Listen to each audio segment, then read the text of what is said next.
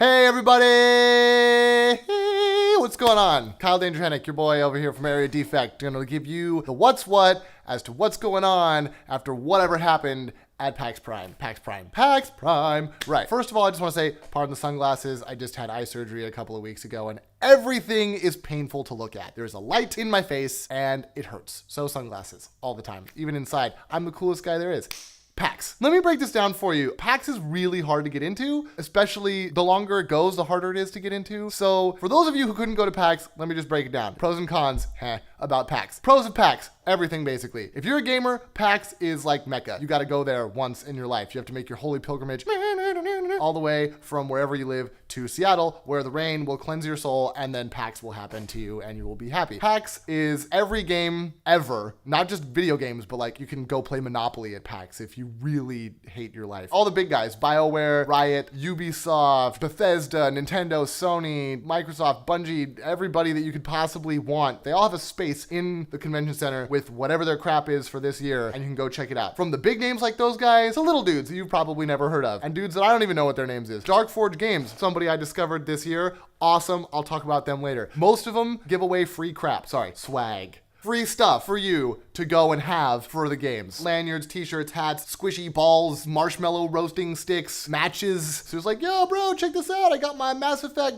banana hammock. More great things about PAX. It's in Seattle, which means there's really good food everywhere, which is awesome. A big plus. You can meet all the people too, like the devs and any celebrities from the gaming world. Cosplayers. Whether or not you like to cosplay is relevant, because people who do cosplay and are good at it are fun to look at. And there's loads of those people at PAX. From my experience, none of them are mean. If you want to take pictures with them, all you have to do is say, hey, can I take a picture? And they're like, yeah, totally. Speaking of cosplay, Britt the Badger and her man Ian, they're hella cosplayers. They did cool LOL cosplay this year. It's rad. They also did some cool Bastion cosplay. Also rad. You should look her up, Britt the Badger. She did an Elise. Like, whoa. Bad things about PAX, 90,000 people, 4 days, tiny space. Full of nerds, which is great because nerds are fun, but they also don't smell very good when they're all clumped together. I affectionately refer to PAX as Line Con, because all you do is stand in line for like 4 hours. And also Bumbershoot's a big music festival, happens in Seattle at exactly the same time as PAX. So getting anywhere is like, and it's the worst. Cons, pros.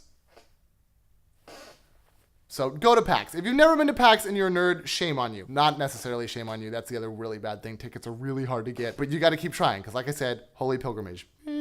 So this thing happened at PAX. Riot Games showed up at PAX, and they had a whole giant section to themselves where the North American Regional Qualifiers happened. Yay! Basically, what went down is there were a bunch of exciting matches, and then Cloud9 won. That's pretty much what everybody expected. That's what happened. The Curse CLG games, those were really intense. Vulcan Dignitas was really intense. TSM Vulcan, everybody's surprised, TSM beats Vulcan to get to play Cloud9. That was kind of a shock. TSM was really riding that crowd energy. They were 12 man in that crap pretty hard. It was very emotional. Everybody, emotions, blah, blah, blah. One of the biggest stories was that Complexity bumped up. They beat TBD. I honestly feel like Complexity and TBD should have been in the finals. Huge props to TBD and to Complexity. Complexity managed to win out. Mega Zero is this little tiny happy fella getting carried around by the rest of his team. That was adorable. Finals was huge. The room was packed. Standing room only, basically. Cloud9 swept TSM 3-0. Just pretty much ran the show. It's going to be crazy going to Worlds and seeing all that stuff, which happens in later this month and in October. The finals are October 4th. It's going to be nuts. It was just really incredible to see all the teams, to watch everybody play. Huge crowd energy. If you haven't seen League of Legends live before, it's really a lot like going to a football stadium. I mean,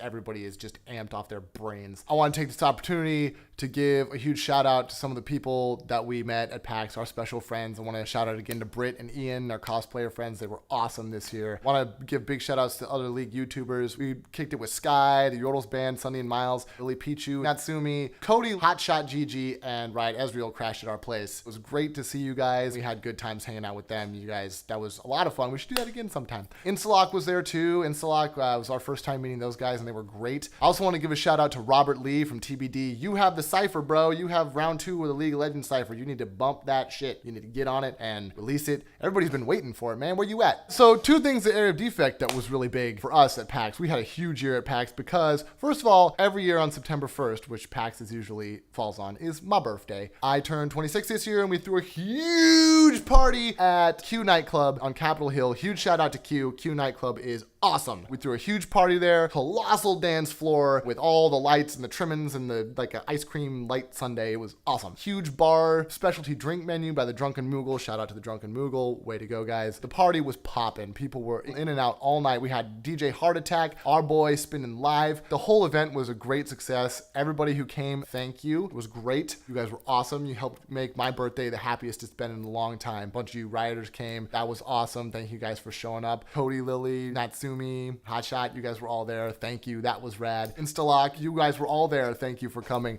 It was a lot of fun. That was huge. We're going to be doing it every year from now on. We also played a show. We got the extreme honor and huge privilege of opening for the Proto Man, and we can't be more grateful and more humbled and more thankful for that. That was amazing. That show was off the chain. We were one of 4 opening bands for the Proto Man at El Corazon. It was Glooms. He had awesome chip tunes running off of his consoles, which was rad. He was before us. Then we played. Then Abducted by Sharks, band Armantio and his band, they played. They were amazing. And then MC Frontalot came on right after that, brought it down for the Proto Man to come on at the end. And just the crowd energy was amazing. The show was off the hook. Everybody that came, like, thank you guys so much for coming to that show. As a performer, you know, I get super validated. That's where my jam is. That's what I'm all about. The art, the music, the getting in front of the crowd and just making people get down. And it was so much fun. Hopefully we'll be able to play a lot more shows and more shows like that. The last thing I want to get at is I just want to talk to you guys a little bit about the games that we saw. I saw a couple of games more in detail than most of the floor. Like I said, waiting in lines kind of suck. I was kind of selective about what I actually spent time to look at. First, I want to talk about a couple games that I looked at and didn't actually play. First one, there's an indie game. I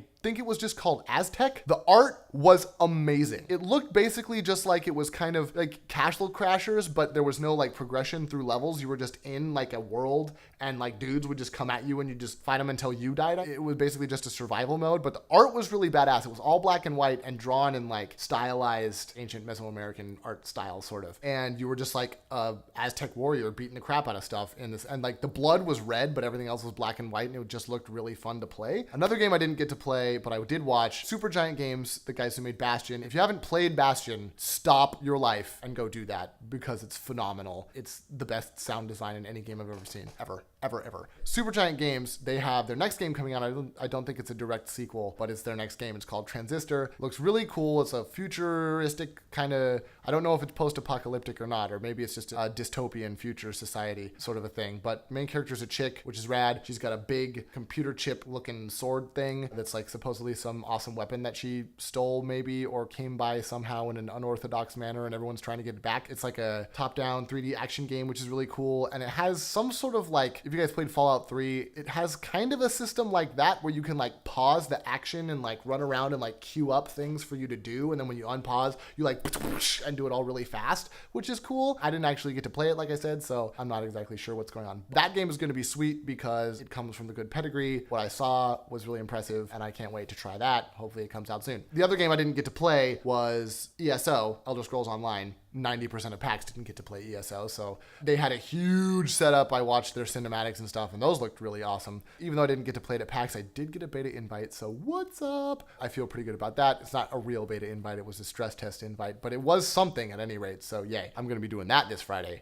Yes, hell I am. I didn't get to play that, but everything I heard was like, so like, I'm guessing it's really good. I got to play this really awesome indie game called Necro. It's by Dark Forge Games. If you haven't looked up Necro, you should look up Necro. Especially if you're like me and you played the living crap out of Summon Necros in Diablo 2 and you've never been able to find that feeling since you played Diablo 2 because no game ever has ever done summoners right ever after that. Necro is as close to that as I've seen in a long time. It's WASD movement, but it's top down a little bit like League. Basically, you are an alchemist that was like betrayed by the king of the land, so you like become a necromancer and you are trying to fight through the lands to kill him, and so you fight all of his like corrupt subjects basically by summoning necromancing things. Basically you have skills and you beat the crap out of enemies, and when they die you can consume their corpses to fill up your blood meter, which you use to summon things, which is cool. And you can summon a crap load of minions and just go ham on stuff, which is exactly what I love to do, and it was a lot of fun to play, and the art is really creepy and disjointed and weird and I like it. So Necro, Dark Forge Games, it's coming out on Steam. Hopefully they said release will be in 20 2014 with a beta at the end of this year. So who knows, but it looks really sweet and you should go do the thing where you check it out and give them love. You can probably donate to them somehow. I played Final Fantasy 14. That game's already out from what I got to play of it. It looked beautiful and it played well and it looks really fun and it charges a subscription fee. So I'm kind of not in a position financially to be able to play it. But if you guys get to play it, tell me how it is because it looked really fun. I got to play WildStar. WildStar is by NCSoft. My friends and I affectionately refer to it as Space WoW because it's kind of what it is, at least in our frame of reference before we actually got to play it. Basically two factions. It's the Dominion and the Exiles, which are basically Horde and Alliance, but if you want to be more accurate, it's like Galactic Empire and Rebel Alliance from Star Wars. The story is that there's this mythical, awesome planet called Nexus. It's kind of the same like legendary place as like Pandora is in the Borderlands universe, but like the planet's been discovered, so everybody's going there. The Exiles all got kicked off their homeworlds by the Dominion, so they're all going to this planet, but the Dominion's going to that planet to take it over to get all the riches and stuff. The Exiles, you got humans, you got these rock dudes. They're like just big dudes that are kind of look like they're made out of rock. And then you've got your stereotypical bunny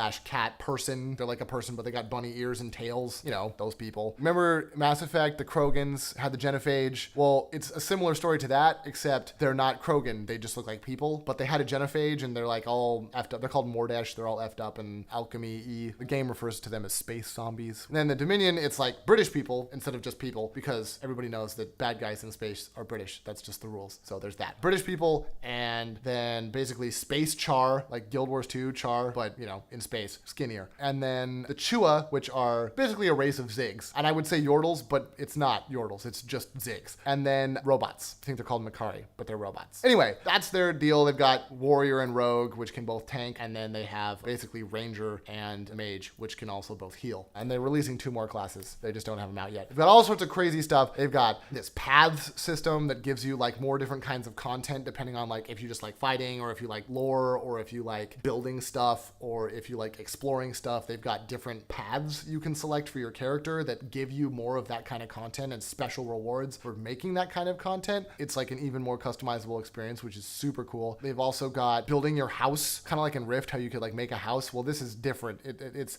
similar but different. Like you make a house, furnish it with stuff, you get rest XP when you sleep in your house more, depending on how much cool crap is in your house. You can like put mines outside your house. So if you're like ore mining or herb collecting or whatever it is you're doing, you can like have that stuff at your house. So you don't have to like wander the world to farm stuff. You can just do it where you're at. You can teleport to your house from anywhere. You can make weapons on your house. You can fight bandits and like wildlife that come to try and attack your house. You get to clear the land to even make your house. Like it's all pretty cool sounding. You can have people over to your house and throw parties. It looks really cool. The idea is awesome. I'm interested to see how it plays out in game. Their combat looks really cool. All the abilities, like 90% of abilities are AoE in some fashion. The combat is more like Guild Wars where it's active. You can dodge everything. There's a double jump function that's just built in. You double jump, sprint, dodge, roll. You can do something to mitigate CC. Like it's not just like you get stunned and you're just sitting there while the enemies beat the crap out of you. It's like if you get knocked down, you can dodge roll out of a knockdown. So like you get knocked down and you're CC'd for a little bit, but then you can get back up and keep going. You don't have to just sit there and take it. You get disarmed, your weapon actually flies out of your hand. You can go pick it up and keep fighting. When you get blinded, the screen actually goes dark, but you can still do stuff. The screen actually goes dark. So there's like all sorts of stuff like that. The art is cartoony. It fits the aesthetic really well. The voice acting and the audio and the lore and the scripting are all really good. It's a great sense of humor. It's closer to Borderlands than anything else, really. It's charming, and I like it. I think that it's really well done from what I've seen so far. Huge shout out to Doug the Dev, by the way. Doug the Dev is the guy that was with me when I got to play it and ran me through it. He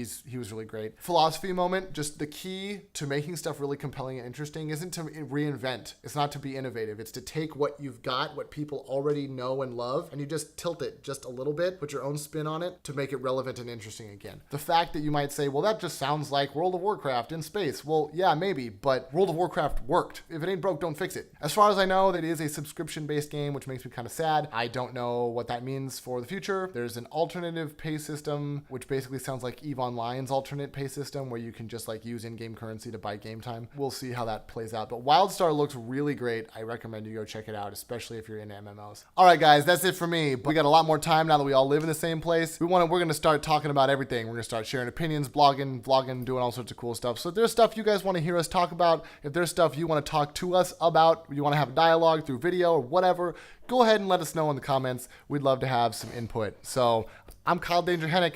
That's what's up. See you guys.